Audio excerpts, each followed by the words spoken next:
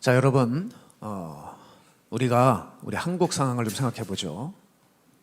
만일 북한에 쳐내려와서 우리가 전쟁을 치른다고 가정해 봅시다. 전쟁을 치르는 것도 위험한 상황이지만 전쟁만큼, 아니 그 이상으로 이미 위험해진 상황이 있습니다. 그것이 뭐냐면 바로 적의 사상에 스며드는 것입니다. 한국의 치명적인 것은 북한이 내려와 남한을 그저 탈취하는 것, 그 이전에 북한의 주체 사상으로 사람들의 마음과 생각이 이미 북한에 충성하게끔 해놓는 것입니다. 자, 여러분, 바로 그 어떤 외부적인 압력보다도 무서운 것은 적의 사상에 스며드는 것인데, 바로 이 유다 지파가 그만 블레셋 사상에 스며들었습니다. 그래서 여러분 아시겠지만 삼손이 원수를 갚기 위해서 블레셋인들을 크게 쳤을 때 그 블레셋인들이 유다 지파 지방의 레이에 올라오지 않습니까? 그때 삼손을 찾으러 왔다 하니 유다 지파가 3,000명을 동원해서 이 블레셋과 전쟁을 치르는 것이 아니라 삼손을 잡으러 간다는 거예요. 황당한 일이죠. 그러면서 삼손을 만납니다. 그러며 사사기 15장 11절에 이 유다 지파가 삼손에게 뭐라고 얘기하냐면 너무 황당한 얘기를 하는 거예요. 너는 블레셋 사람이 우리를 다스리는 줄을 알지 못하느냐? 네가 어찌하여 우리에게 이같이 행했느냐라고 얘기하는 거예요. 야, 지금 블레셋의 때야. 블레셋에 의해 다 지금 다스리고 있는 때인데 너 왜 이것저것 둘 쑤시고 다녀? 네 때문에 아주 공경에 처했어. 이런 얘기를 하는 겁니다. 우리가 블레셋에 의해 다스리는 줄 네가 알지 못하냐? 이게 여러분 유다 지파가 할 말이 아니죠. 이스라엘의 최고 강력한 지파가 유다 지파인데 어쩜 이렇게 블레셋에게 저항 한번 하지 않고 블레셋의 지배를 당연한 현실로 받아들일 수 있냐 말입니다. 이런 큰 지파도 이 모양이니 다른 지파들을 오죽했겠어요? 당연히 이 블레셋의 하수인 노릇하는 것을 그런 현실로 그냥 받아들였을 것입니다. 여러분, 예전 이스라엘은 분명 이방 민족의 권력 지배 앞에 저항하고 부르짖었습니다. 그런데 블레셋의 때가 오면서 이상하게 이스라엘 민족들은 하나님 앞에 부르짖지도 않는다고 성경은 말하고 있습니다. 그 이유가 오늘 여기서 드러나는 거예요. 바로 블레셋에 동화되어 버렸기 때문이에요. 동화되어 버렸기 때문에. 자, 그런 맥락에서 여러분, 우리 한국도 일제강점기 때 그러했죠. 동화가 되어버리게 하는 작업을 한 겁니다. 그게 여러분 아시겠지만 문화통치 아닙니까? 창씨개명을 비롯한 이 문화통치를 통해 민족 정체성을 말살시키려고 하는 것입니다. 그러니까 어떤 외부적인 전쟁보다도 더 무서운 것은 뭐예요? 우리의 사상과 구조를 바꿔버리는 거예요. 동화시켜버리는 겁니다. 자, 그런 맥락에서 살펴볼 때 정치적 성향으로는 레프트 쪽에서 추앙받고 있는 인물인데 안토니오 그람시라고 하는 사람이 있습니다. 이 사람이 이태리 공산당 창설가였고 사회주의 혁명 전략가입니다. 이 사람이 사회주의 혁명 전략을 위해서 제안한 전략론이 있는데 핵심 이론은 이겁니다. 기동전, 진지전입니다. 여러분 들어보셨을 거예요. 자, 기동전은 한마디로 말해 전면전입니다. 정면 대결을 하는 거예요. 그런데 그람시는 이것을 후진 사회에 속한 것이라고 보았고 제안하지 않았고 바로 진지전을 제안했습니다. 이 진지전은 한마디로 말해 이데올로기와 사상을 삶 속의 문화 속으로 주입시키는 겁니다. 그러니 여러분 전선이 어떤 국소적인 지역이 아니라 광범위하게 전선이 구축이 되겠죠. 큰 덩어리부터 입법부, 행정부, 교계, 학계, 언론계, 예술계 이미 어떤 사회주의 이데올로기를 스며들어 버리는 겁니다. 그뿐 아니라 작은 범위까지, 즉 가정, 학교, 안방 이렇게요. 우리가 접하고 있는 작은 영역까지도 그 안에서 그 이데올로기 사상을 주입시키는 것이 바로 진지전입니다. 이렇게 사상과 이념의 진지를 구축하고 있다가 거기서 오랜 동안 세뇌시켜서 이제 작업을 하다가 대세가 좀 유리해지다 싶으면은 각자의 진지에서 뛰쳐나와서 아까 말씀드린 기동전, 전면전으로 돌입을 해서 사회주의 계급 혁명을 정권을 장악해서 이루자는 거예요. 자, 이게 무서운 사회주의 혁명의 진지전입니다. 이 진지전을 보게 되면 어쩜 그렇게 사탄의 전략과 흡사한지 모르겠습니다. 한마디로 피 흘리지 않고 먼저 마음과 생각을 장악해서 내 사람 만들어 버리겠다는 거예요. 사탄이 노리는 것이 바로 이겁니다. 사탄은 사람들을 자신의 문화와 가치와 사고방식에 너무나 자연스럽게 세뇌시키고 길들여 놓으려고 해요. 손에 피 묻히는 방식이 아니라 세련되고 합리적인 방식으로 말이죠. 어떤 정신가의 강의나 그런 연설을 통해서, 혹은 영화를 비롯한 문화 콘텐츠들을 통해서, 혹은 가짜 뉴스를 통해서, 혹은 여러분이 좋아하는 연예인의 철학 가치를 통해서 그들의 사상과 가치를 스며들게 하는 거예요. 오랫동안. 그러면 사탄은 피 묻히지도 않고도 전쟁 없이도 예수의 말씀과 정신을 여러분한테 싹 걷어가게 할 수 있어요. 그리고 사탄의 사상으로 사람들을 그렇게 길들일 수 있다는 겁니다. 자, 피를 안 묻히니까 전쟁이 아닌 거 아닙니까? 아니요. 이게 전쟁입니다. 이게 정말 무서운 전쟁입니다. 바로 사탄의 무혈 전쟁입니다. 제가 지난주 주일 오전 설교했지만 사탄이 이 전략이 잘만 먹힌다면 마지막 때가 됐을 때 사탄이 크게 힘쓰지 않고도 최후 심판 때까지 사람들을 비교적 어렵지 않게 포획할 것입니다. 자, 이 사탄의 전략은 조용하지만 강력합니다. 강력해요. 자, 이 무혈 3박자를 기억하시길 바라요. 자연스럽게, 조금씩, 오랫동안. 이게 무혈 전쟁 3박자입니다. 아시겠습니까? 이렇게 사고방식과 행동과 가치관에 손을 대어 세뇌시켜 놓으면 여러분이 사탄의 것들을 봐도 크게 놀라지 않고 당연한 현실로 받아들이게 하는 거예요. 이게 유다 지파가 빠졌던 것입니다. 따라서 여러분, 문화적 예속은 어떤 정치적 군사적 예속보다 무서운 것입니다. 여기 한번 젖어버리면 못 빠져나와요. 그래서 여러분, 삼손이 나실임에도 불구하고 왜 블레셋 여자를 만나러 가는지 압니까? 이게 바로 그 당시 상황을 보여주는 겁니다. 그 당시 이미 블레셋 문화가 이스라엘 사회에 깊숙이 들어와 있어서 블레셋인들을 이스라엘 영토에서 만나도 크게 거리낌이 없었다는 거죠. 여러분, 옛날에 우리 일제강점기 때 종로 바닥에 일본인들이 드나들고 일본 창기들이 왔다 갔다 거려도 크게 문제 삼지 않았습니다. 그런 것처럼 이미 문화적 예속이 이루어진 것이죠. 바로 블레셋이 이렇게 이스라엘을 먹어치웠어요. 따라서 오랜 시간 블레셋화 되어버리면은 너무나 당연하게 유다 지파라고 할지라도 이렇게 말하는 거예요. 너 블레셋이 우리를 오랫동안 다스린 거 알지 못해? 너 왜 우리를 이렇게 괴롭게 해? 이런 얘기를 하고 마는 것입니다. 여러분, 우리도 이럴 수 있어요. 세상에 이렇게 오랫동안 길들여지게 되면 어떻게 되는 줄 아세요? 세상에 우리를 다스리고 있는지 몰라? 교회도 세상 속에 있을 때 교회야. 뭐 아무 때나 그렇게 거룩이니 믿음이니 이런 촌스러운 얘기를 하니? 이거 그냥 우리 살아가는 문화야, 문화. 그냥 받아들여. 이게 현실이야. 이렇게 불편함 없이 여러분들 얘기할 수 있어요. 그게 세상에 예속된 상태가 되어버린 것입니다. 문화적 예속은 이렇게 무서워요. 자, 유다 지파는 그래서 이게 지금 같은 동족인데 삼손을 잡아주면서 무슨 생각이 들어요? 유다 지파가 블레셋인인가? 이런 착각이 들 정도로 심각한 상태에 이르렀던 것이죠. 그나마 삼손이 여기서 잘한 것 있다면 적어도 유다 지파가 말하는 소리에 동조하지 않고 뭐라고 얘기합니까? 그들이 날 건드렸기 때문에 나도 건드린 거다 라고 얘기하면서 블레셋인들 진영으로 들어가서 그들을 쳐 죽이기 위해 나귀 턱뼈 하나를 들었다는 거예요. 사랑하는 여러분, 우리도 이제 이 세상 앞에서 저항하지 않고 반대하지 않으면 사탄의 문화전쟁으로 인해 많은 사람들 피볼 것이고 1차적으로 우리 교회가 피볼 겁니다. 크리스찬이야말로 사탄의 사상에 반대하는 유일한 기관 아니겠어요? 우리 교회가? 그러니 1차적으로 피볼 곳은 우리 교회입니다. 지금 세상이 교회를 잡으려고 하는 것, 교회가 이렇게 어려워지고 있는 것이 바로 이런 이치예요. 따라서 여러분, 우리도 이런 문화전, 사상전 앞에 자신을 계속 오랜 시간 노출하게 되면 분별력을 상실하고 마비 증상이 일어나서 이게 죄인지 선인지, 이게 똥인지 오줌인지 분간을 못하는 거예요. 그래서 자기 안에 이 죄의 씨앗이, 악의 씨앗이 자라고 있는데 이것을 뽑아내질 못하는 상태에 일어나는 겁니다. 여러분, 질문이요.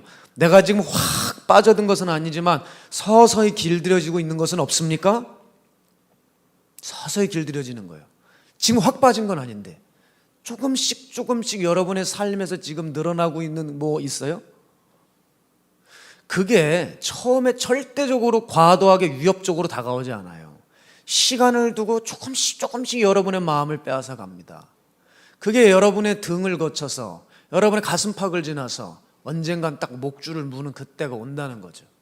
서서히 길들이고 있는 것을 조심하세요. 자, 안타까운 얘기지만 우리 교계에도 이렇게 서서히 길들여져서 무너진 종들이 있습니다. 목회자들 사이에서 이 여자 문제가 피할 수 없는 일이죠.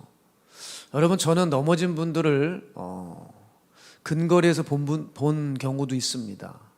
근데 그분들이 신앙이 결코 나쁘거나 그분의 기도가 짧거나 그러지 않습니다. 그리고 그분들이 처음에는 그럴 마음이 전혀 없었다는 것을 너무나 잘 알고 있습니다. 그런데 너무나도 자연스럽게 진행된 이성의 그런 신방과 만남과 상담 등을 통해 조금씩 스물스물 젖어 들어가더니 사단에게 붙들린 겁니다. 여러분, 그래서 저는 그런 상황 자체를 만들지를 않아요. 그러니까 꼭 교회에서 만날 것이고 또 교회 직원이 없으면은 그렇게 이성이라고 해도 아주머니라고 해도 만나지는 않으려고 해요, 제가. 근데 유일하게 허용되는 이성이 있습니다. 그것은 할머니들입니다. 정말 괜찮습니다. 할머니들이 가끔 저에게 사랑 고백도 합니다. 근데 그런 모습은 너무 귀엽고 사랑스럽습니다. 저는 그 외에 상황 자체를 만들질 않아요. 그러니까 저 목사는 너무 매정해. 그래도 괜찮습니다. 난 매정한 인간으로까지 갈랍니다. 하나님 앞에서 무너지지 않고 매정한 취급당하는 게 낫지. 주님이 제 마음을 아십니다. 여러분, 사단이 서서 이렇게 작업 걸지 않도록, 시비 걸지 않도록 빌미를 주지 말아야 합니다. 그래서 저는 개인적으로 제 단절된 삶이 너무 감사해요. 저는 뭐 다른 데 갈 시간도 없고 주일에 설교 2편 준비하는 것도 너무 지금 바쁩니다. 거기다가 뭐 다른 일정이 끼게 되면은 정말 힘듭니다. 오늘도 주의 은혜로 시계를 누르고 자는 바람에 1시간을 더 자게 해주셔가지고 조금 지난주보단 총명한 것 같은데, 또 제가 원래 외동아들로 혼자 자라나서 혼자 있어도 그렇게 힘들지가 않아요. 그게 너무 저에게 감사한 조건입니다. 만약에 형제가 많고 외로움 많이 타는 사람이었으면 참 힘들었을 텐데, 저는 어차피 태어나면서도 혼자였고 계속 혼자였기 때문에 누굴 만나서 제 얘기를 할 필요도 없는 사람이고, 또 내 얘기를 들어주면 좋겠다는 사람도 저는 필요 없어요. 뭐 그걸 말한다고 해서 제 스트레스가 풀리는 게 아니라, 저는 말하면 더 스트레스가 쌓이는 스타일이라 혼자 삭히는 게 저는 딱 제 체질에 맞고, 그냥 어렸을 때부터 혼자 벽 보고 중얼중얼 했듯이 저는 앞으로도 계속 혼자 할 말 있으면 중얼중얼 할 것이고, 저를 위로해 줄 사람 필요 없습니다. 저를 위로해 주겠다고 이성들 찾아오시는 것도 반대고 만나러 가지도 않을 것입니다. 그 위로해 주는 사람들 만나다가 그냥 그렇게들 사고들 치는 거거든요. 뭐 제가 마치 나이스하고 그런 일이 없겠다고 말하는 것 같은데 그렇지 않습니다. 저도 다시 정신 차려야 되겠습니다. 왜냐하면 사탄이가 저보다 굉장히 똑똑하거든요. 여러분, 사탄이는 삼손에 대한 공격을 단 한 차례도 쉰 적이 없습니다. 사단은 계속 전쟁을 치르고 있고, 이 바보 같은 삼손 자신만 지금 모르고 있는 거예요. 사탄의 방법은 꽤나 성공적이었습니다. 오랜 기간 삼손을 성적인 쾌락에 길들여 놓았기 때문에 삼손이 이게 죄라고 인식을 못합니다. 이제 이미 완전히 잡혔기 때문에 그냥 자기 라이프 스타일로 돼버렸어요. 그냥 나시린이고 뭐 율법이고 이런 거 관계없이 그냥 성적 충동이 올라오면 통제력을 상실한 고삐 불린 망아지처럼 그냥 달려갑니다. 여러분, 기억하십시오. 이렇게 약점을 방치하게 되면, 우리 지난주 약점을 얘기했죠? 이 약점을 방치하게 되면 내 문화로 자로잡는 겁니다. 여러분, 약점이에요 라고 고백한다고 그게 해결이 되는 게 또 아니에요. 빨리 단도리를 쳐야 돼요. 여러분, 약점 있죠? 그거 단도리 치지 않으면 그게 여러분 삶의 일부가 되어버립니다. 그 죄가 여러분 문화가 되어버린다고요. 끔찍한 일이죠. 삼손은 여자 문제를 방치하자 여자가 삶의 일부가 되어버렸어요. 삼손은 여자 문제로 더 이상 마음 불편하지 않습니다. 사사가 지금까지 여자 문제로 이 얽힌 사건들을 치르고도 이 사사로서 또 그 여자 문제로 인해서 그 보복감 내고 여기까지 왔는데, 삼손은 마음에 거리낌이 하나 없어요. 자, 그런 의미에서 사사기 저자는 15장 21절에 허무한 기록을 해 놓았습니다. 함께 읽을까요? 시작. 블레셋 사람의 때에 삼손이 이스라엘의 사사로 20년 동안 지냈더라 라고 얘기합니다. 여러분, 이 문장은 자체가 무리가 없습니다. 근데 이 문장이 지금 출현한 시간적인 게 배분이 문제가 있는 거예요. 왜냐하면 지금 이 말을 하려면은 삼손이 죽은 다음에 나와야 되거든요. 보통 사사가 죽은 다음에 이 삼손에 대해서, 아니 사사에 대해서 뭐 몇 년 이스라엘을 뭐 다스렸고 어쩌고 저쩌고 평가가 나오는데, 삼손이 지금 16장에도 활동을 하고 있는데 15장에 이렇게 나옵니다. 그게 무슨 얘기냐면, 이 삼손은 살아있을지라도 이미 사사로서는 죽은 자라는 것입니다. 그가 마음을 돌이키지 않는 큰 이변이 없는 한 그 사사는 이제 임무를 다했다. 그런 어떤 사사기 저자의 의도라고 볼 수 있겠습니다. 그래서 앞으로 전개되는 이 16장은 사사로서는 있을 수가 없는 일이기 때문에 저자는 이 삼손에 대한 기록을 그만 쓰고 싶었습니다.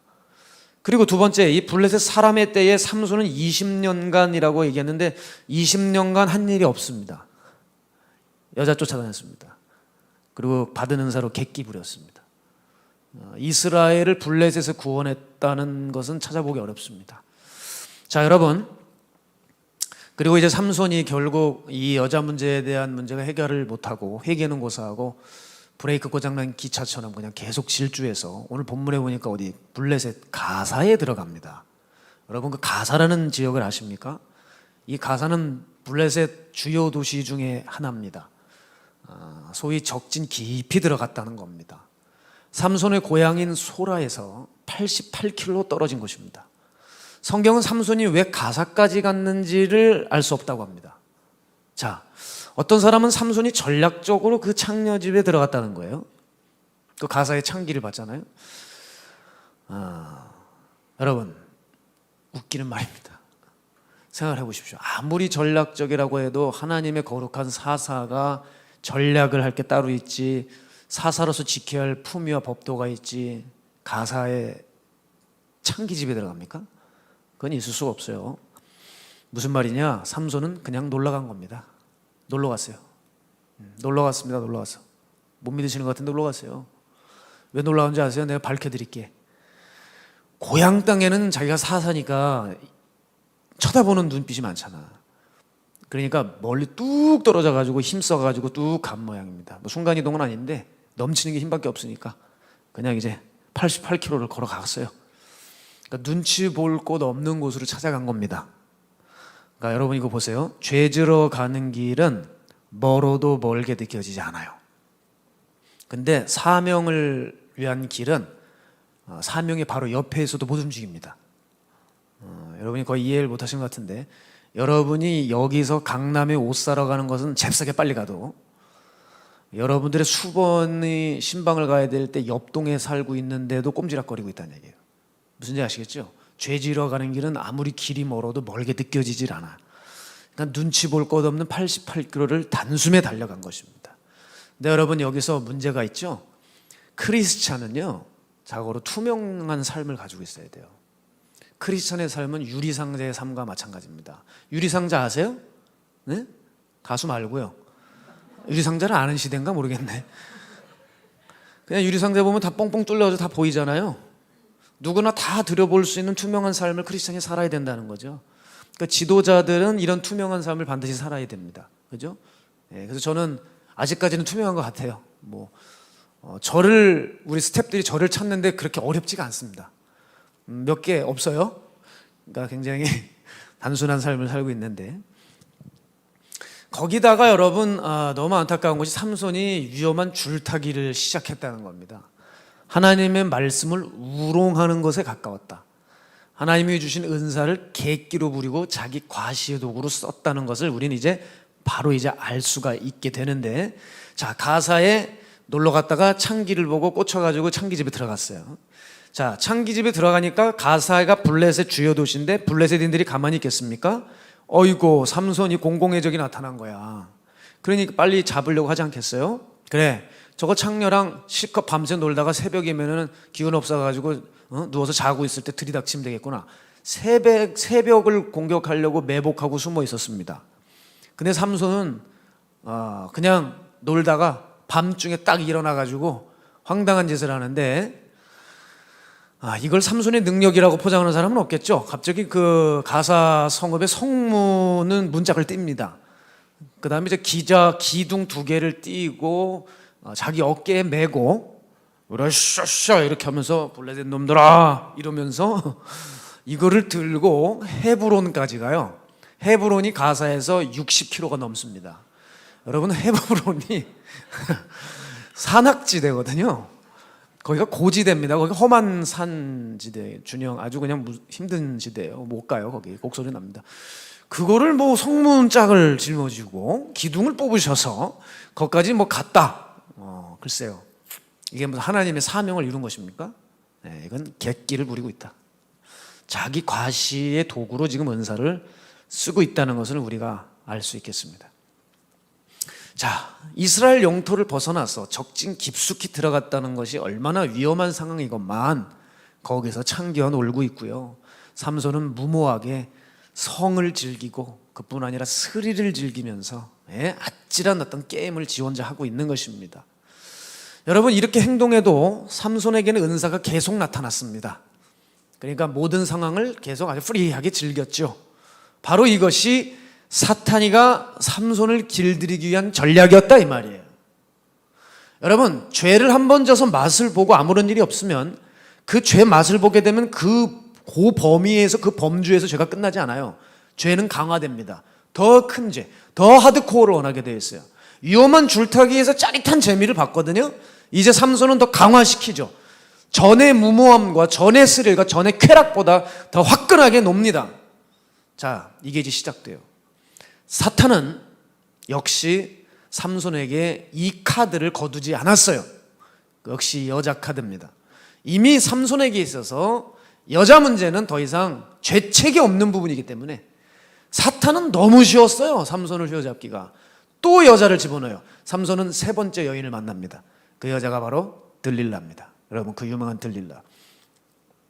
끝까지 여자 들여보내죠. 지금까지 잘 썼던 무기를 거두질 않죠. 그래서 여러분이 만약에 무너지잖아요. 그러면 여러분이 어떤 것 때문에 무너질지 지금 여러분 충분히 추측할 수 있어요. 지금 취약점이 곧 미래의 그것 때문에 넘어질 겁니다. 여러분, 특별한 죄에 넘어질 거라고 상상하지 마세요. 지금 취약한 걸 가지고 사단이 끝까지 물고 가 20년, 30년이 된 어느 날 여러분이 싸우지 않으면 무너뜨릴 겁니다. 자, 오늘 들릴라에 대해서 그럼 살펴보겠습니다. 삼손은 들릴라라고 하는 여인을 아까 창기는 그냥 논 거고 들릴라에 대해서는 마음을 줍니다. 사랑에 빠져요.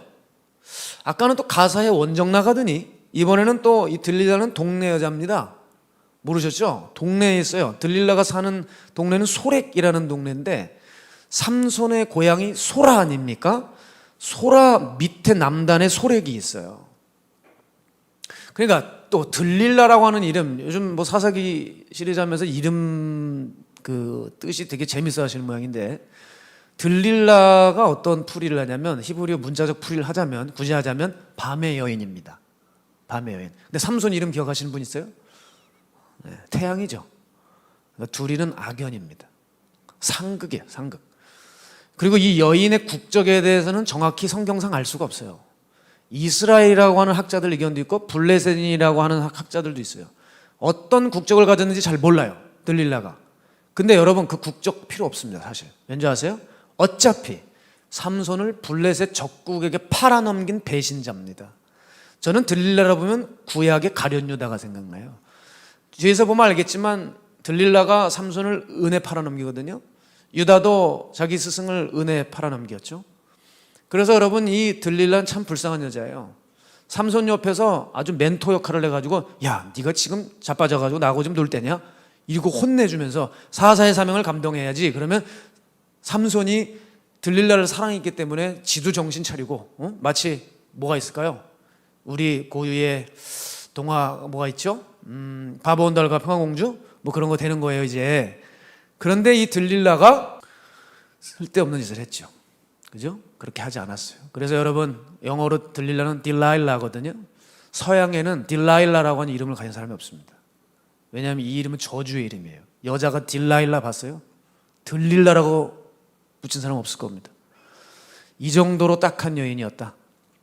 어쨌든 삼손은 자신의 영적 생명을 이 여자가 앗아가든 말든 문제가 없어요. 삼손에겐 여자는 이제 죄책이 아니라 삶이요, 위로요, 문화가 되어버렸기 때문에. 따라서 다시 한번 기억하셔야 됩니다. 죄가 삶이 되어버리면은 그때는 파멸밖에 남는 게 없는 거예요. 사람이요, 이게 죄가 죄인 걸 받아들일 때나 뭐 훈계니 책망이니 이런 말을 쓰는 거예요. 한 사람이 죄와 싸울 힘이 있을 때나 유혹이라고 하는 말을 쓰는 거지, 삼손처럼 죄가 문화가 돼버리는 사람에게는 훈계, 책망, 유혹 이런 말을 하는 게 의미가 없어요. 그냥 이 사람에게는 남은 건 사망밖에 없는 겁니다. 잠언 기자가 이렇게 얘기하죠. 잠언 29장 1절에 보면 자주 책망을 받으면서도 목이 곧은 사람은 갑자기 패망을 당하고 피하지 못하리라 그랬습니다. 여러분, 자주 책망을 받습니까? 자주 책망을 받을 때 여러분 어떻습니까? 찔림이 있나요? 가슴 아픔이 있습니까? 소망이 있어요. 근데 계속 들어도 뭐 그냥 마이 웨이, 이 사람은 이제 뭐 더 이상 소망이 없죠.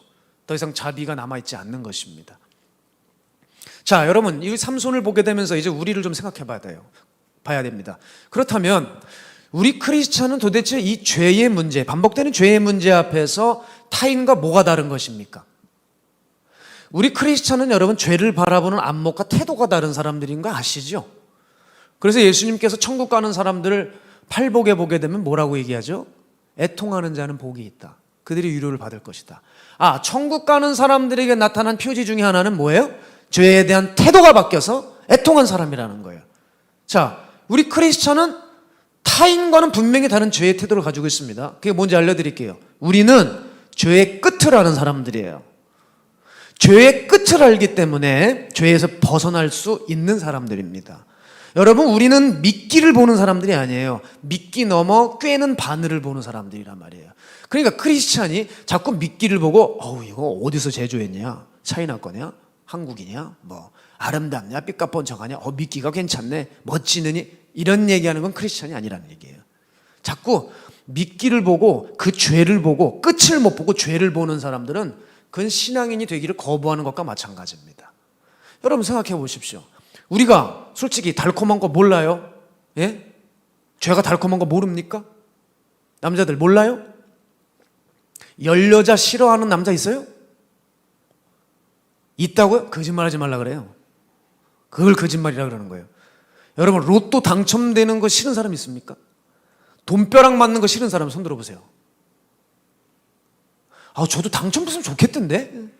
좋죠. 그걸 가난한 자를 섬기던, 제가 뭐 스포츠카를 끌던, 뭐 그럴 리는 없겠습니다만은. 좋죠. 죄가 달콤한 거 알아요. 우리도 좋아요. 근데 뭐예요? 우리는 단지 그 끝을 보는 사람들이기 때문에 우리는 행동과 태도가 달라야 한다. 반면에 사탄은 우리 눈을 흐리게 해서 끝을 못 보게 하는 겁니다. 사탄의 시간표는 정확히 지금 당장에 국한되어 있어요. 사탄의 시간 개념은 지금 당장만 있기 때문에 맨날 뭐라 그래요? 지금 널 위해 살아가, 지금 흔들어, 땡겨, 붓고 마셔, 이렇게 되는 거예요. 그런데 붓고 나서 속 아픈 거를 넘어 자기 암까지 가는 거에 대해서 전혀 책임 안 집니다. 사탄은 당장의 쾌락의 미끼를 딱 물게 해서 영혼을 놓치게 하고 만다는 것이죠. 사탄은 이 전략에 넘어가 지구상에 정말 한두 명이 지옥 간 게 아닙니다. 따라서 여러분, 우리는 사탄의 시간표를 따를 게 아니라 주님의 시간표를 따라야 돼요. 주님은 뭡니까? 과거에 우리들의 죄를 처리하기 원하고 현재를 살아나고 미래를 준비하는 것이죠. 주님은 또한 그래서 앞길을 예비하시는 분이에요. 여러분은 누구에게 충성하고 누구에게 투자하시겠습니까? 자, 블레셋은 삼손을 잡을 기회를 놓칠 리가 없습니다. 사탄이 우리들을 놓치고 싶은 마음이 전혀 없듯이 블레셋도 동일한 것입니다. 결국 여자에게 돈을 주고 삼손의 힘을 알아오게 한 다음에 삼손을 결박할 시나리오를 쓰죠. 여러분, 그런데 삼손이 빨리 정신을 차려야 돼요. 왜냐하면 이번 일은 지금까지의 어떤 시나리오와는 전혀 다릅니다. 왜냐하면 들릴라를 만나러 온 블레셋인들이 어떤 사람인지 성경에 기록되어 있는데 이들은 단순히 병사가 아니라 블레셋 방백들이었습니다. 그러니까 소위 블레셋 리더들이었단 말입니다. 통치자들이었습니다. 제가 아까 블레셋에는 주요 도시 5개가 있다고 그랬죠. 아마 이 5개의 통치자들이 이 들릴라를 찾아온 것입니다. 이때 삼손은 자만에 빠져서 해이해져 있었는데 적군의 핵심 세력이 삼손 가까이에 지금 왔다고요. 이 얼마나 위험천만한 상황입니까? 지금 여러분 이제 끝이 다 온 겁니다. 사탄이 바로 이때를 기다렸어요. 딥나의 여인, 그리고 그 가사의 창기, 그때까지는 발톱을 드러내지 않았지만 이제 들릴라의 경우는 다릅니다. 지금 이 기회를 놓치지 않습니다. 삼손은 이제 그 뱀의 그 휘감는 그 또아리를 발견했습니다. 뱀의 그 몸은 벌써 삼손의 등을 지난 지 오래고 가슴팍을 넘어 바로 지금 목줄 직전까지 와 있습니다. 아니 삼손 코앞까지 와 있는지 모르겠어요. 그러나 삼손은 하나님의 은사를 두고 여전히 위험한 줄타기 장난질을 하고 여기서 스리를 또 즐기려고 하는 겁니다. 자, 블레셋 통치자들이 들릴라에게 상금을 제시합니다. 뭐라고 얘기하냐면 우리가 각각 은 1100세겔을 주겠다 그랬습니다. 두당 1100세겔이니 5명 통치자가 왔다면 5500세겔입니다. 맞죠? 맞죠? 자, 근데 여러분 그 당시 노동자 1년 수입이 은 15세겔 정도 합니다. 그러니까 여러분 제가 노동자 1년 수입을 계산해 봤더니 한 2천, 오늘날로 한번 하루 노동자 수입 7만 원으로 하면 계산해 봤더니 2,100만 원 나오더라고요. 대략 주일 빼고. 그러면 5,500세겔이면 여러분 이게 어마어마한 거예요. 약 70억이 조금 더 됩니다. 그러니까 이게 어느 정도냐면 세금 제하고 로또 2개 맞은 겁니다. 1등 2번 맞은 거예요. 여러분 이 여자는 완전히 돈벼락을 맞은 거죠. 눈이 뒤집히는 겁니다. 자고로 일반 남자들은 성에 약하고 일반 여자는 돈에 약하지 않습니까? 이 여자의 약한 것을 알아서 돈을 쥐어줍니다. 삼손을 은에 팔기로 이 여인은 주저함 없이 결정합니다. 주저함 없습니다. 아주 그냥. 그러니까 삼손만 그 여인을 짝사랑한 거지 여자는 그렇게 좋아하지 않았다는 것을 알게 되었습니다.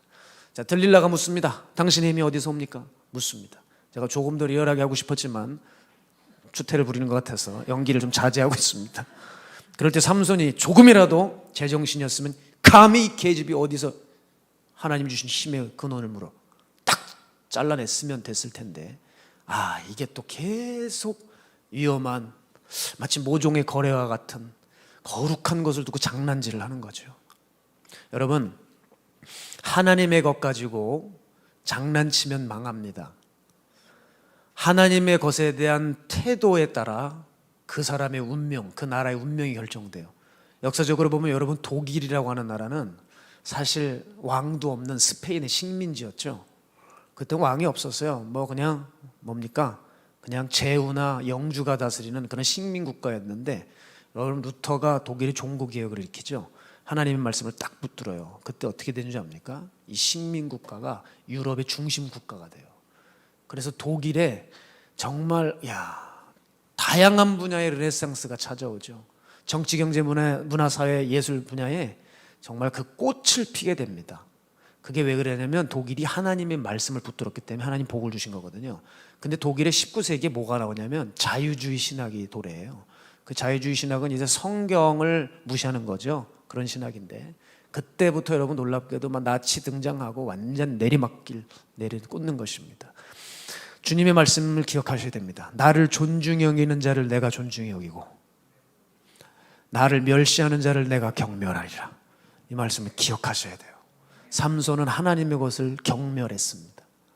자, 이제 삼손은 그 여인에게 얘기합니다. 마르지 아니한 새 활줄 7부로 묶어봐 그랬습니다. 삼손의 힘의 비밀을 하나 얘기한 거예요. 비밀이 아니죠. 지금 장난치고 있는 거잖아요. 자, 여기 보시면 마르지 아니한 새 활줄 7은요 할롯 사전을 찾아보게 되면 히브리 사전 보면 갓 죽은 짐승의 힘줄 7입니다. 여러분 근데 이거 나시리는 갓 죽은 도살을 된 짐승 가까이 하면 됩니까 안 됩니까? 안 되죠. 근데 삼손은 지금 이 나시린의 규례를 또 한 번 어기면서 그 죽은 동물의 힘줄로 자기를 묶으라는 거예요.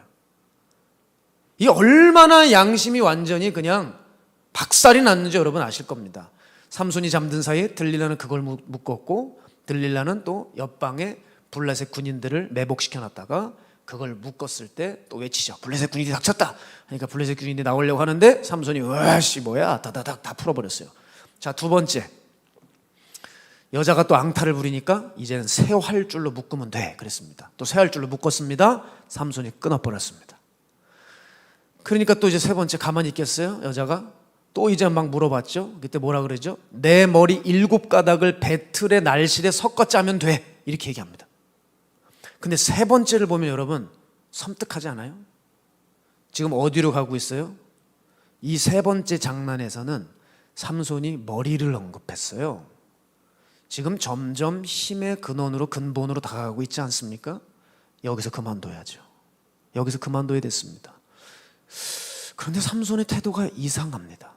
분명히 이 여자 첫 번째 얘기했을 때 자기를 딱 묶었어요. 그럼 뭐야? 이건 뭐야 이거? 이거 완전 미친 여자네. 이건 뭐 배신자네 이거. 그냥 뭐 죄송합니다. 따귀를 한 대 때리고 꺼져라. 이렇게 했어야 되는데 이게 어떻게 된 영문이지? 3번 내내 계속 들릴라 허벅지비고 자요. 뭘까? 삼손이요 하나님 사랑하는 것보다 완전히 이 여자에게 푹 빠졌다는 것을 보여주는 거예요. 그리고 이제 세 번째 이제 거절을 당하니까 이 여자가 가만히 있겠어요? 또 여자들이 특유의 사랑 타령이 나오기 시작합니다. 들릴라가 얘기하죠. 삼손 나를 사랑한다면 소름 끼치네. 주여 어떻게 3번 나를 이렇게 속이느냐? 어떻게 나를 이걸 안 가르쳐 줄 수 있느냐? 이렇게 얘기를 하는 거예요. 여러분 드디어 나왔습니다. 나를 사랑한다면 이 듣기 싫은 조건문이 드디어 출현했습니다. 여자들 그러잖아요. 나를 사랑한다면 왜 이거 안 서주느냐? 나를 사랑한다면 왜 기념일을 안 챙겨주느냐? 나를 사랑한다면 왜 생일날? 나를 사랑한다면 왜 안 만나주냐? 너는 왜 거기 있냐? 주일에? 난 도대체 이해가 안 돼요. 도대체 그게 사랑이랑 무슨 관계가 있는지 모르겠어요. 그런데 항상 이 여자들 보면 그 조건문을 애용해서 두둑히 챙겨가십니다. 여러분 거기다가 또 이 여자가 울어요. 울어. 여러분 남자는 재질이 흙이죠. 몰라요? 하나님이 흙으로 줬잖아요. 그러니까 물에 약하죠. 또 울어. 그러니까 막 흐물흐물 녹아. 이 바보가 그래서 마음이 약해져 가지고 진심을 말하는 거예요. 나는 나시린으로서 하나님께 바쳐진 자야.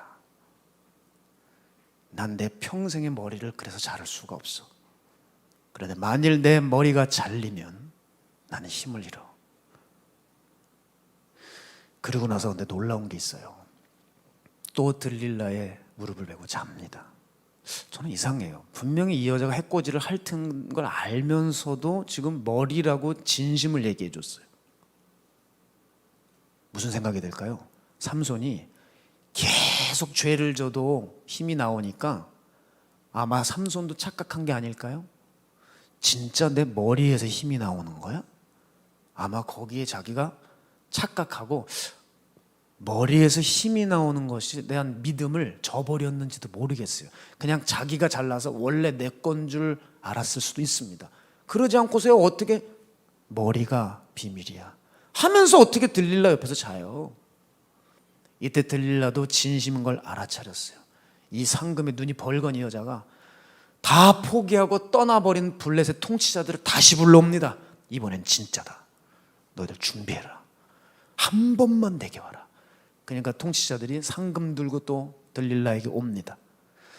이 어리석은 삼손 짝사랑치고 너무 큰 대가를 지불해야 했습니다. 들릴라의 무릎을 베고 자는 사이에 한 올 머리는 잘려나갔고 블레셋 군인들은 들이닥쳤고, 여러분 이때 삼손이 일어나서 외치죠. 내가 전과 같이 나가서 내 몸을 떨치리라. 여러분 이게 유명한 구절이에요. 하지만 하나님은 이미 그를 떠나셨습니다. 전과 같이 나가서, 이게 삼손의 패배 원인이었다고요. 여러분 기억하세요. 전과 같이 나가서를 조심해야 돼요. 내가 하나님의 말씀을 전과 같이 어기고도 수차례 적들을 무찔렀어요. 내가 하나님의 은사를 제 멋대로 써도 적들을 이길 수 있었어요. 내 마음껏 전과 같이 나갔어도 승리가 있었기 때문에 그는 거기에 길들여 버린 거예요. 내가 전과 같이 나가서 몸을 떨치리라 했지만 하나님은 그에게 떠나셨습니다. 여러분, 전과 같이 나가서 했을 때 잘 되지 말았어야 했습니다. 제가 신앙생활 하다 보면 죄를 진 사람들이 있어요. 근데 그 죄를 끊지를 못해요. 그러면 그 사람 망했어야 돼요. 벌을 받았어야 돼요. 사업이 망해버렸어야 돼요. 그런데 전과 같이 나가서 죄를 졌는데 잘 돼버리는 거예요. 여러분, 그럴 때 정말 괴롭습니다. 왜냐하면 그 사람은 죽을 때야 비로소 깨달아요. 죽을 때까지도 회개가 안 되거든요. 사람이 언제 하나님 앞에 까부느냐? 죄를 계속 져도 호의가 계속 오면 그게 은혜인 줄 알아야 되는데 마땅히 누릴 권리로 하는 겁니다. 삼손은 은사가 내 건 줄 알았어요. 그러니까 내 맘대로 썼다고요. 사랑하는 여러분, 여러분 죄 가운데 있으시면서 하나님 도우신 적 있습니까? 없습니까? 나 실수투성이고 정말 가당치도 않은 현실인데 하나님 나 이끄시고 도우신 적 있습니까? 없습니까? 여러분 그때 은혜로 받아들여 자기 권리로 받아들였습니까? 내가 죄를 져도 실력은 있고, 내가 죄 져도 찬양인도 은혜가 있구나, 내가 이런 짓을 했어도 설교에 역사하시는구나, 난 능력이 있는 사람이야, 난 이게 내 고유의 그것이야, 이렇게 하나님 배제하는 거 여러분 사역 가운데 삶 가운데 없냐 이 말이에요. 여러분, 우리가 지금 잘 되고 잘 풀리고 있는 거 내가 하나님 앞에 잘해서 그랬다고 혹시 생각하시는 건 또 없습니까? 네? 나 잘 되는 거 내가 하나님께 헌신해서 잘 된다고 생각합니까? 여러분, 내가 순종하지 않을 때도 주님이 내 삶에 역사하고 도우셨어요. 그것만 기억해도 내 안에 선한 것이 없구나, 오늘도 그냥 순전히 은혜로 사는 거지 난 주 앞에 자랑할 것이 없구나, 그걸 깨달아지는 거예요. 사실 삼손의 전과 같은 상황, 이것은 사탄이 오랫동안 정성껏 작업해 놓은 결과입니다. 네, 승리에 도취하도록, 죄지면서도 도취하도록 길들여 놓은 겁니다. 사탄은 이제 삼손의 목을 드디어 물었습니다. 그의 이빨을 드러냈어요. 여러분 놀랍지 않아요? 사사기에 하나님이 세우신 최초로 사사가 패배한 사건입니다. 사사가 패배한 적이 없어요. 그들이 개인적으로 은밀한 죄가 있어도. 그러나 삼손은 패배했어요. 그리고 어느 누구보다도 영예스럽게 세움받은 삼손이 패배했습니다. 사탄의 전략은 이렇게, 삼손 인생, 사탄은 승리, 하나님은 어떤 무검을 가까이 하고 또 마지막 금기사양인 그 머리만큼은 내가 지켜주기를 원했다. 그런데 그 하나를 보면 열을 알듯이 결국 삼손이 머리 조항도 깨트려 버렸습니다. 그의 자만심과 객기 앞에 머리카락도 잘려져 나가버리자 하나님은 그를 떠나신 거예요. 머리가 마지막 보루였어요. 하나님의 자비의 끝자락이었습니다. 블레셋 군인들은 힘 빠진 삼손을 휘어잡았습니다. 그리고 자신들의 원수를 갚았어요. 두 눈을 뽑아버렸습니다. 그리고 가사로 끌고 내려갑니다. 여러분, 가사가 어떤 곳입니까? 아까 삼손이 은사로 객기 부리며 문짝이랑 기둥 지고 아주 그냥 으쌰으쌰 되면서 갔던 곳인데 이제 두 눈 뽑힌 집, 기억 눈에 보기 사사기가 이걸 얘기해 주는 거 아니에요?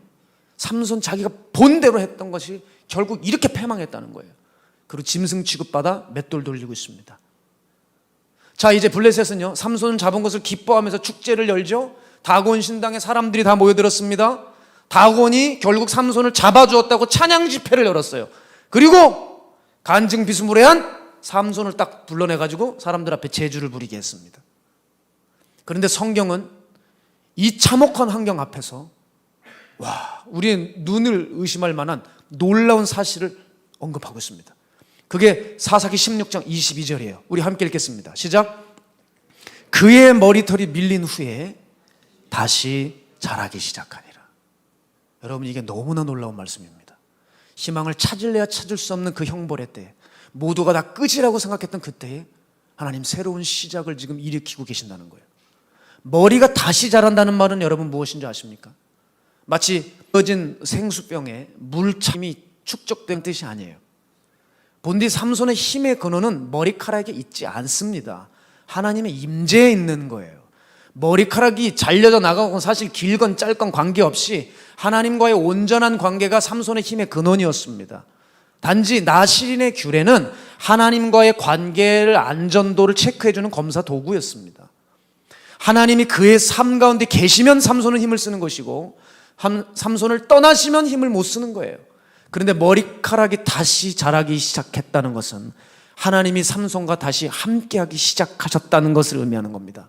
하나님께서 블레셋을 다시 치시기 위해, 하나님이 정하셨던 그 뜻을 이루시기 위해, 블레셋을 치기 위해 하나님의 고개를 다시 지켜들고 계신다는 뜻이에요. 아멘입니까 여러분? 블레셋인 앞에 삼손은 재주를 부리고 수모를 겪었지만 그때 삼손은 알았을 거예요. 하나님의 영 함께하고 계신다는 것을 아마 그도 감지하지 않았을까 싶어요. 옆에 있던 소년에게 묻습니다. 나를 기둥으로 인도해라. 이 신전의 기둥으로 나를 인도해라. 그럴 때 삼손이 그 두 기둥을 끌어안고 그리고 자신의 마지막에 인생의 모든 무게를 걸고 이 기도를 하기 시작하죠. 그게 사사기 16장 28절이에요. 함께 읽습니다. 시작. 삼손이 여호와께 부르짖어 이르되 주 여호와여 구하옵나니 나를 생각하옵소서. 하나님이여 구하옵나니 이번만 나를 강하게 하사 나의 두 눈을 뺀 블레셋 사람에게 원수를 단번에 갚게 하옵소서 하고 아멘. 이 놀라운 기도가 터졌어요. 하나님은 바로 삼손에게 이 기도를 삼손의 사역 초반부터 원하셨던 거예요. 그런데 삼손은 이렇게 눈이 뽑히고 나서야 비로소 진정으로 하나님을 볼 수 있었어요. 여러분 이 기도를 자세히 살펴보시죠. 물론 이 기도의 내용은 삼손이 원수를 갚게 해달라고 하는 동기가 있어서 기도가 조금 약간 한계가 있어 보이지만 분명 삼손의 기도는 예전과 너무나도 분명한 차이점을 가지고 있습니다. 그게 뭐냐? 삼손에게 간절함이 회복되었다는 것입니다. 그리고 삼손은 나를 좀 하나님 생각해달라고 하며 하나님 앞에서 자신을 낮추는 겸손함이 회복되었던 것입니다. 또한 이번만 나를 강하게 해달라고 하는 간구를 볼 때 삼손은 이제 깨달았어요. 내 힘이 나에게서 나오는 것이 아니라 내 힘의 주권은 하나님에게서 나오는 것이구나. 나에게 소망이 아니라 그분께 소망이 있구나. 그걸 깨달았던 거예요. 여러분 이 기도가 회복될 때 우리는 능력이 다시 나타날 것입니다. 사랑하는 여러분, 우리의 삶의 능력이 어디에서 올까요? 이걸 확실히 해두는 사람, 이 규정을 정확하게 내리는 사람이 우리 인생 끝까지 승리한다는 것입니다. 내가 아니라 하나님이셔야 한다는 거죠. 나를 고집하면 사망이 보입니다. 그러나 은혜를 고집하면 사명이 보이는 것입니다. 우리도 얼마나 은혜를 잊고 살 수 있는 존재인지 깨달아야 돼요. 나는 삼손이 되지 않을 거야. 자신만만해하지 마십시오. 사탄의 조용하고 강력한 전략이 이미 여러분의 목줄을 쥐고 있는지도 몰라요. 생각해 보세요. 한국교회 이렇게 될 줄 알았습니까? 한국교회 부흥의 성장 가도의 중심에 있던 조 목사님께서 소천하셨습니다. 여러분 그때만 해도 한국교회 정말 대단했습니다. 힘이 있었습니다. 기적과 은사와 축복이 흘러 넘쳤습니다. 여러분 그로부터 반세기도 안 돼서 한국교회 이렇게 될 줄 누가 알았겠습니까? 누가 알았겠습니까? 많은 설교자들이 이렇게 얘기합니다. 한국교회를 두고 머리 밀리고 눈 뽑힌 삼손이라고 많이들 비유하십니다. 여러분 삼손이 힘을 잃었던 것처럼 교회가 타락해서 결국 이렇게 힘을 잃었다는 진단들을 하십니다. 그런데 여러분 왜 잃어버렸는지 그리고 이제 어떻게 해야 힘을 회복하는지 우린 그것을 이제 살펴봐야 돼요. 여러분 우리 한국교회는 교회가 커져 교회 자신의 힘을 의존해서 지금 시작부터 해야 될 최우선 과업은 무엇이든지 자랑하지 말고 하나님의 은혜로 돌리고 은혜만 자랑하는 것을 훈련해야 됩니다. 하나님의 은혜를 선포할 때 한국교회는 다시 살아날 것입니다. 한국교회의 잘려나간 머리카락은 다시 자라기 시작할 것입니다. 한국교회의 잃어버린 능력은 다시 회복될 것입니다. 여러분 하나님 살아계신 하나님입니다. 지금 짐승처럼 짓밟인 삼손 그리고 다곤 신전의 그 승리의 자축과 관계없이 하나님은 이 은혜를 깨달은 삼손의 기도에 응답하시고 다시 삼손에게 힘을 부으사 그 신전을 무너뜨리게 하셔서 그 신전에 있었던 수많은 사람들을 몰살시키셨습니다. 성경은 기록합니다. 삼손이 살았을 때보다 죽었을 때 한 일이 더 컸다고 평가를 받습니다. 그러나 여러분 이것은 칭찬일 수는 없습니다. 왜냐하면 이건 비극적인 말입니다. 왜? 삼손이 살아있었을 때 너무나 인생을 낭비했다는 것을 보여주는 것이죠. 정말 살아서 여호와의 이름을 증거하고 죽지 않고 살아서 내가 여호와의 이름을 전하며 사명 감당했다면 여러분, 삼손이 마지막에 죽인 3,000명보다 그가 살았을 때 3만 명도 죽일 수 있는 하나님의 과업을 이루고 말았을 것입니다. 여러분, 너무 안타깝죠? 너무 안타까워요. 왜 마지막에 자신을 던졌을까? 왜 살아있었을 때 그러지 못했을까? 여러분, 비록 그의 평생이 불법이었지만 그가 비참한 상태로 옥에 갇혔을 때 바로 그 한순간에 자기의 처지를 볼 수 있었습니다. 내가 이제 내 힘으로 사는 것이 아니요, 내 안에 그리스도의 힘으로 살아가는 것. 오늘 이것을 회복했던 것이죠. 여러분, 하나님은 삼손을 너무 사랑하셨습니다. 정말 사랑하셨어요. 제가 그 생각하면 눈물이 날 것 같아요. 왜냐하면 다른 사사와는 달리 이미 수태고지를 통해서 어머니 뱃속에서부터 삼손의 태아를 사랑하셨습니다. 그리고 그를 나실인으로 바치라고. 나실인 아무나 됩니까? 하나님 택하신 거예요. 여러분, 하나님께서 이 삼손을 얼마나 많은 돌봄을 베풀어 주셨습니까? 그런데 어쩜 이 삼손이 불법 가운데 하나님을 이렇게 놓쳤을까요? 여러분, 이스라엘이 이 전쟁을 치를 때 보면 보통은 사사를 일으키고 군대도 보내주시는데 하나님은 삼손을 세우신 이래로 삼손 하나면 충분했던 모양입니다. 군대도 다른 어떤 것도 붙이지 않으시고 하나님 삼손 한 명을 통해 이스라엘을 구원하기를 원하셨어요. 얼마나 삼손을 크게 쓰려고 하신 거였습니까? 그런데 삼손은 뭘 못 봤어요? 끝을 못 봤어요. 사탄은 하나님의 은혜를 막을 수 없었습니다. 그러나 사탄은 삼손에게 임하는 은혜를 가리울 수는 있었습니다. 여러분, 이 사탄의 전략에서 여러분 이제 기억하시고 깨어나서 사단이 우리 안에 또아리를 들고 있고 박아 누웠던 발톱들을 빼내는 작업들을 해내야 됩니다. 은혜 아니면 안 되는 것. 은혜를 알아 내 처지를 보고 내 갈 길을 빨리 보는 것입니다. 사단은 유유히 떠나고 말 것입니다. 생각해 보십시오. 은혜가 얼마나 기막힌지. 영예스럽게 대사사로 태어나 하나님의 놀라운 사사로 부름을 받았지만 은혜를 모르자 결국 머리 깎이고 눈 뽑히는 삼손이 있는가 하면, 오늘 여기 있는 여러분, 은혜 때문에 우리 지옥 가야 할 죄인이지만 하나님의 자녀로 살 수 있는 신분 대상승이 여러분에게 일어난 것입니다. 특히 이 중에서 가장 큰 은혜를 받은 사람은 접니다. 지옥 갈 이 죄인 놈, 하나님의 자녀로 삼아주신 것도 모자른데 주의 종으로 불러주셔서 지금까지 훈련시켜주시고 앞으로도 훈련해서 하나님 나라 위에 조금이나마 보탬이 되라고 주님 저를 이곳에 불러주셨습니다. 그리고 이 땅에 이 교회를 세워주셨습니다. 제가 살 길은 오직 한 가지밖에 없더라고요. 오직 하나님의 은혜 놓치지 않고 은혜 붙들고 가는 것입니다. 사랑해요 여러분, 은혜 아니면 살 수 없습니다. 그 은혜가 있기 때문에 우리가 여기 있습니다. 그런데 그 은혜를 알면 하나님은 여러분을 지키실 것입니다. 끝까지 지키실 것입니다. 여러분의 작은 신음에도 응답하실 것입니다. 여러분, 바라기는 우리가 죄 짓고 머리 밀리고 저 밑바닥에 추락했을 때 하나님 바라보지 마시고 오늘 내가 힘있고 하나님 마음껏 예배할 수 있을 이때에, 비교적 경건하고 거룩의 훈련을 하고 이때에 더욱더 그것에 박차를 가하여 거룩의 사람이 되고 하나님의 뜻을 이루어드리는 거룩한 길튼교회 지체들 되시기를, 또한 인터넷 성도님 되시기를 주의 이름으로 축복합니다. 우리 시간 함께 이 찬양하면서 주님을 노래합시다. 하나님은 너를 지키시는 자, 너의 우편에 그늘 되시니 낮의 해와 밤의 달도 주님 감사합니다. 너를 해치 못하리. 하나님은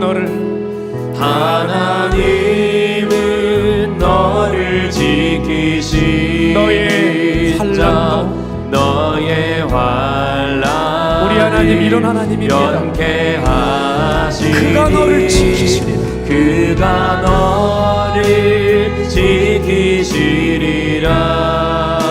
나의 주님을 지키시리라. 너의 주님을 지키시리라.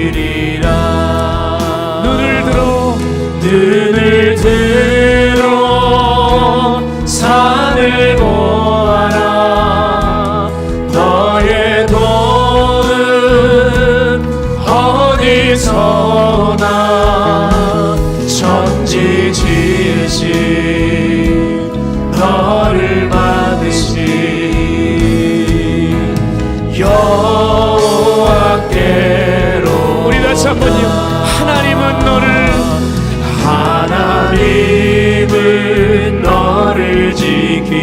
너의 우편에 그늘 드시라. 너의 우편에 그늘 되시니 낮의 해와 밤의 달도 너를 해시 못하리. 하나님은 너를 지키시. 우리의 환난도 너의 환난을 면케하시. 그가 너를 지키시리라. 그가 너를 지키시리라. 그 주님이 해주셔서 감사합니다. 너의 주님을 지키시리라. 우리 전심을 다해서 이제 누구를 의존하겠습니까? 눈을 들어 산을 보아라. 너의 도움 어디서나. 천지 지으신 너를 만드신 여호와께로 우리 두 손 높이 들며 눈을 들어 산을 보라. 눈을 들어 산을 보아라. 너의 도움 어디서나. 천지 지으신 너를 만드신 여호와께로. 천지 지으신 너를 만드신 천지 지으신 너를 만드신 여호와께로. 우리 이 시간 이 기도 제목 붙들고 기도하는데요. 천지 지으신 나를 만드신 하나님이 은혜 아니면 살 수 없는 우리들입니다. 주여 이 사탄의 조용하고 강력한 전략을 파하고 하나님의 은혜를 깨달아 날마다 겸손하며 십자가 붙들고 승리하며 나가는 거룩한 이 시대의 사사로 일으켜 세워주시옵소서. 주님 이름 한번 주 기도합니다. 주여 거룩하신 하나님, 우리 다시 한번 이기고 싶습니다. 주님을 붙들면 됩니다. 이제 더 이상 우리들의 교회는 실패한 삼손이 아니라 위기의 삼손으로 나아갈 것입니다. 아버지 우리의 마음을 새롭게 해주시옵소서. 우리가 우리의 것을 자랑하지 않게 해주시옵소서. 하나님 계셔서 우리가 살아서 주를 증거하고 있습니다. 내가 죽지 않고 살아서 만군의 여호와의 일을 행사를 증거하리라. 만천하의 예수 이름을 알리리라. 오늘 담대히 그 사명감 붙들고 모이는 거룩한 주의 용사들로 세워지게 하여 주시옵소서.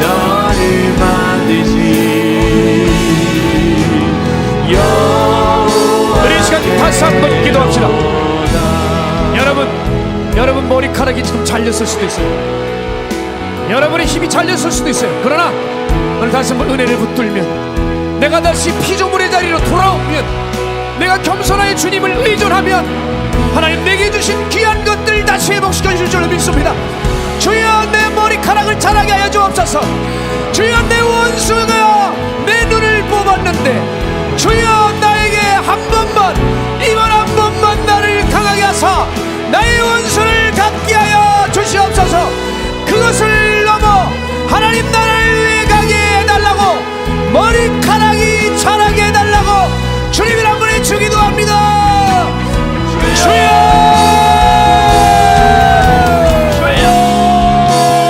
블레셋의 때에 삼손이 머리털이 밀린 후에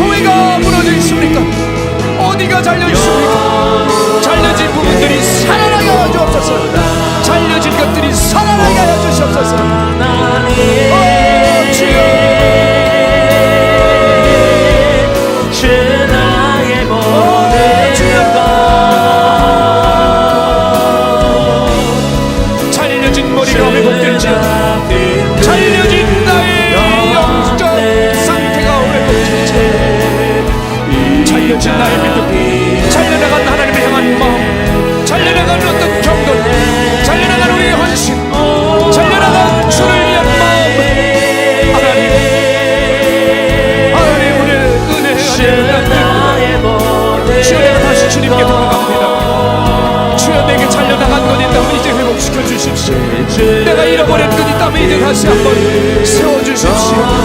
이제 다시는 빼앗기지 않겠습니다.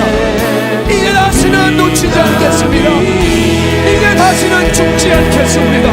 하나님, 하나님, 주님 감사합니다.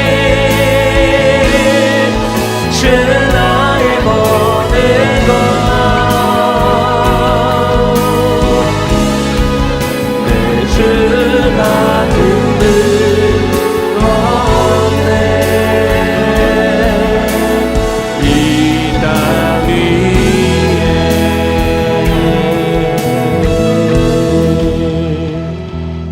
하나님, 나 잘난 줄 알고 살았는데 하나님 도움 없으면 한 발자국도 움직일 수 없습니다.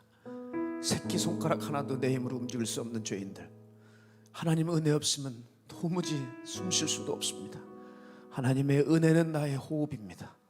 하나님의 은혜가 있어 내가 숨쉬고 삽니다. 그 은혜의 숨을 날마다 불어넣어 주시옵소서. 그 숨으로 살게 하여 주시옵소서. 하나님, 그것을 놓치지 않을 때 우리 안에 잘려나간 머리카락이 다시 자랄 줄로 믿습니다. 잃어버렸던 주님을 향한 마음, 잃어버렸던 사역, 잃어버렸던 은사, 잃어버렸던 섬김, 그 모든 것들, 잃어버렸던 경건, 내가 다시 주의 은혜 앞에 나아갈 때 주의 십자가를 통하여 우리를 다시 일으켜 세워주실 것입니다.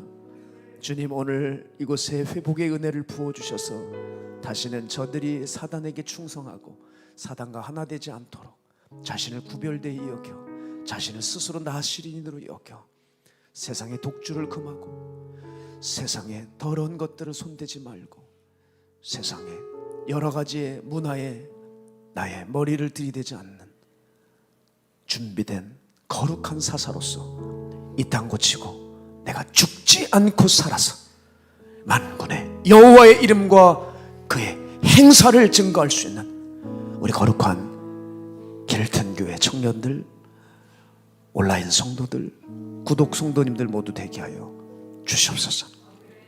오늘 은혜 주셔서 다시 한번 기도할 수 있게 해주시고 감사하고, 들을 수 있는 귀를 열어주셔서 감사하고, 반응할 수 있는 가슴 주셔서 감사합니다. 하나님, 우리의 삶이 앞으로 은혜만을 섬기며 나아가 은혜를 통해 보여지는 사명 앞에 주저하지 않고 달려갈 수 있는 우리 모두 되게 하여 주옵소서. 살아계신 예수님의 이름으로 감사하며 기도했습니다. 아멘.